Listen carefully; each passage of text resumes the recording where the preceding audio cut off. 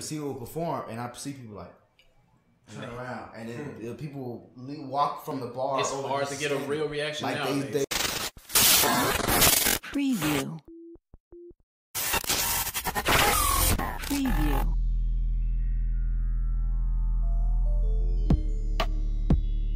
Oh, is that velvet?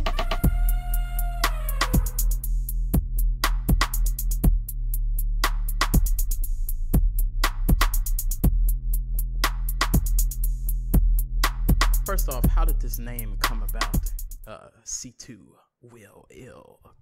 Ooh, Cwilltooill. There it is. Cwilltooill. You see what I mean? So Sometimes I drop a remix in advance. Yeah, there you go. man, I be hearing some crazy names. I ain't gonna lie. You know what I'm saying? So as everybody would expect, I started off as Cwilltooill. You know what I'm saying? But when I started searching on YouTube and all that stuff, I realized that there was some other people named Cwilltooill. Like, just the name was like one rock band. I was like, this looks sort of satanic. So I was like, let me like add something else to it. Yeah, so, put a little lemon pepper on it. Yeah, you know what I'm saying? So I just started, one day I was making a song in my homeboy dorm room, my boy 2-5, and I was like, Cwilltooill, 2 trip, fuck real. And I was like, Cwilltooill. And I think I made it my Twitter name. And I just... Yeah, it's been running ever since. Ran with it ever since, you know what I'm saying? I went ahead and changed my name. And I hate when people do like the capitalized letters. It's only one capital letter in Cwilltooill, just the C.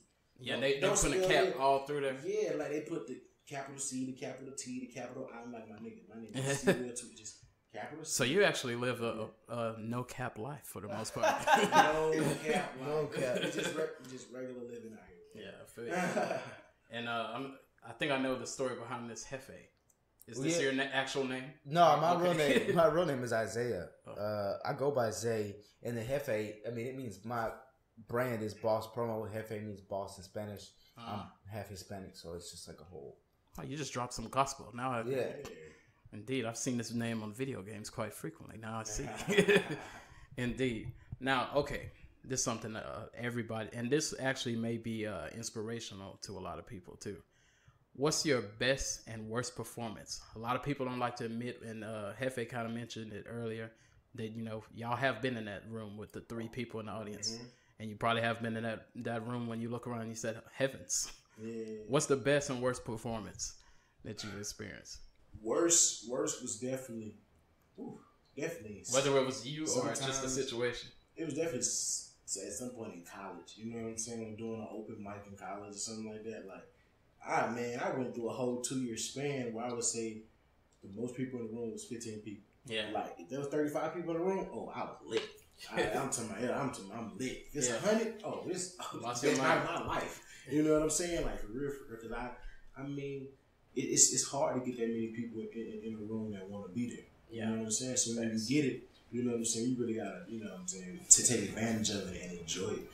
So, you know what I'm saying, even if it's 15 people, whatever, you know what I'm saying, you gotta enjoy it. But that's definitely one of the worst.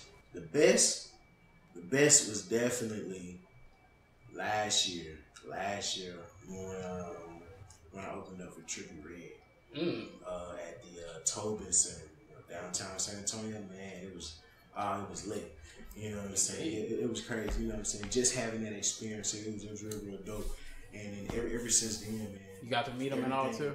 Nah, I personally didn't meet them. You know what I'm saying? We was just backstage, getting ready. You know what I'm saying? We was doing our thing, man. But definitely one day.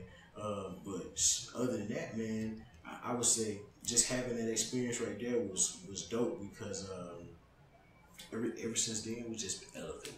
You know what I'm saying? Like, that was the best performance, but everything turned up since then. It's like, you know what I'm saying, knowing we can reach that, it's just like, oh man, we can keep going. He give you that that grind. We did this so early, it's like, oh man, we gotta keep going. And we rocked it. Yeah. So it wasn't just like people didn't just, you know, clap, thanks. Like people they were fucking with it. Yes. And we got all the footage too, so you can see. I always say, like, if you get somebody to fuck with your music, especially if they not familiar with it, you're doing something right. Because people already have this mentality, oh, I just want to hear that song that I hear on the radio, or I like this song that I like. So when they hear it, it's not even do they like it or not. They're just like, I don't know this song. Thanks. But if they like it and they don't know it, and they want to get to know it, you know, you can pull in some new listeners. It's one thing that I always, the reason when I met C, when I first saw him perform, I was like, oh, I know he got it. and whatever he got going, I'm gonna be a part of it. And it's funny over time because I done been to however many shows, and people, the crowds there, they'll just be on their phone, you know, this and that, talking to friends, whatever. Yeah. As people go, because of course, people, the artists, a lot of artists, they just kind of wishy washy, whatever. Yeah. But then I'll see them perform, and I see people like turn around, and then people walk from the bar. It's hard to get a real reaction. Like they real deal, and it's so funny to me. So I'm always like, "You're damn right." Yeah, y'all better pay attention. You see, you be seeing when they hit them. Yeah, that's a fact. Honestly, man, I really just say that it just comes from performing so many times. You know what I'm saying? Like, I just feel comfortable doing it. You know what I mean? I just been performing for like 4 years. There's so many open mics where you walk in and it's 60 people in the room, but it's 53 people eating. They're like, bro, what the fuck is this nigga doing? Like, this nigga finna sing or some shit? Yeah. Oh, hell. They just be like, have you performed out of state yet? Yeah, well, out of state. I'm from Alabama. I'm in Texas. There you go. You know what I'm saying? We perform out of state all the time. You know what I'm saying? We go to Georgia, we go to Texas, we go to, you know what I'm saying? We go to everywhere. LA, New York. LA, New York. Yeah, we go to LA, New York, South Carolina, Florida. Oh yeah, we move. 100%. Are you feeling like you're afraid? Like, do you have anything that's canceled now because Corona, or like that you was like, damn, I wanted to do this, but I don't want to be on the plane? Yeah. Honestly, a lot of those events, a couple of those events have actually got canceled already. So we just really waiting for that postponed date to pop up. You know what I'm saying?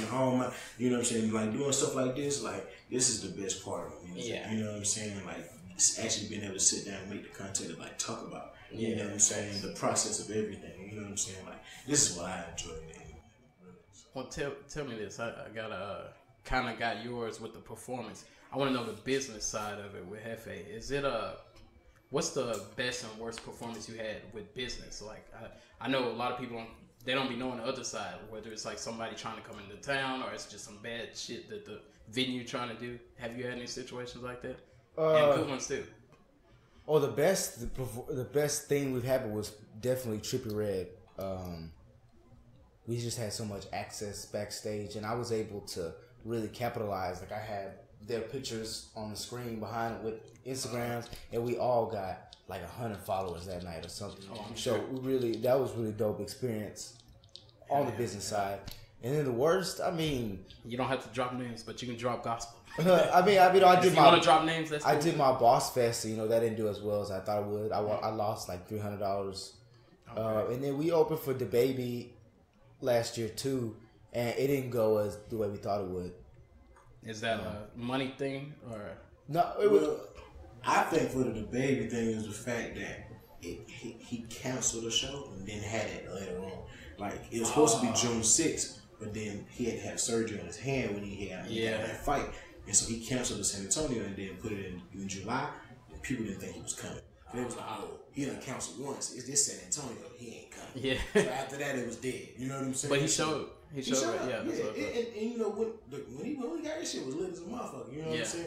But for everybody else, the crowd wasn't where it was supposed to be. Versus Trippie Redd, they did a good job of. Well, the people who did the Baby Show did a good job of marketing. It was just more or less everything that was going on with DaBaby.